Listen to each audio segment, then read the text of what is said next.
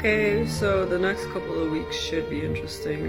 They have been interesting preceding recent events. Wish me luck. Apparently there's lots of Agamemnons out there. Yeah, so it is what it is. Yeah, I got a boss that just came on fresh out of like training and wanted to take me on. And instead of listening to certain concerns that I expressed about certain activity that's been going on in my workplace, he decided to side with those partaking in the activity and decided because he deemed me smarter than him. And this is his words pretty much, because he came in, right? And he, you know how those narcissists do, and they put on that mask. It slipped because he was putting in too many hours, and when he was tired, I started seeing it started off with, "Do you know that you talk over me?" He was mad that I've been there a bit and would work quite a few hours. So most of my customers know me. So he said, "Do you know that you talk over me?" I said, "Listen," I said, "I do have a little bit of ADD." I said, "So yeah, I have a lot of ideas that pop into my head." I said, "I am aware of it because usually people say something about it. And usually the people that do say something about it and get like annoyed with me with that are typically narcissists that want to be attention. You know, they want the attention. They're mad that I'm getting attention. Yeah. So, okay, that goes in the vault. And I'm like, I said to him, "Listen, I'm aware of it and it's not really going to change because it's just who I am." I said, "But you know, it's something I'm aware of and I'm trying to be mindful. So if you notice me doing that, it's not malicious in intent. Just say something." Okay, he goes, and then it comes. "But I did notice that you're extremely smart," because he heard me talking about certain things and various subjects because I'm well versed in almost everything. So I guess somebody got a little jelly. "Aw, you jealous of a girl?" And I think the fact that I'm a girl probably pissed him off even further. So he thought he was gonna dismantle me piece by piece. So everything just kept going in the vault, everything. Any issue I had or anything that I tried to explain to him, there was immediately I was wrong and I was cutting him off and let him finish. Okay?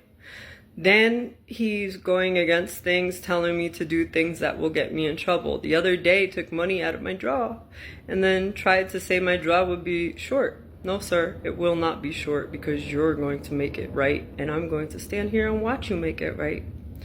So he made it right, and then he made a passive-aggressive comment towards me and said, "I only did it to make you feel comfortable." Now I'm going to have so much to explain on paperwork. That's not my freaking problem. It's yours. Nope, not today, Satan. Not today.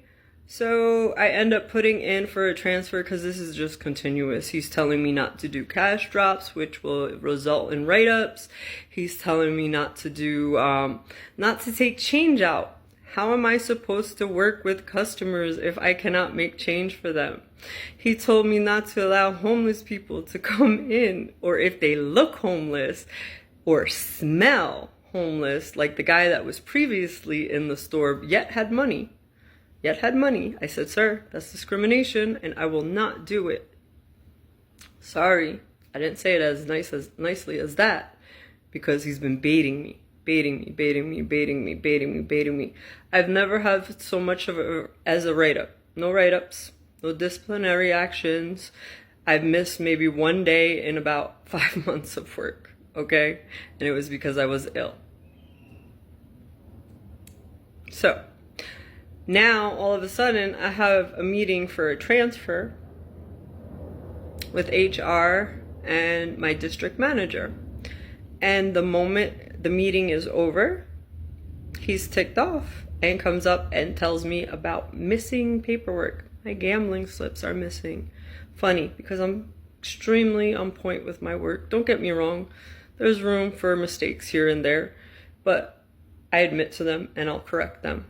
And I have no problem admitting to a mistake if it's a valid mistake. But I find the timing extremely convenient that you walk up to me right after I have a meeting with HR and the district manager and tell me that there's something wrong with my work where you told me previously there was nothing wrong with my work. Okay? That's two. The other day I got pictures too, just so you know. Okay. Gotcha. Got you. You sure? You sure you want to go there? You sure you want to do it this stupidly?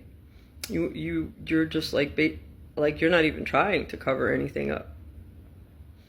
So anyhow, I have a couple weeks before I'm transferred, and I'm pretty sure he's gonna be gunning for me. And just say a prayer for me, please. I've been through this before.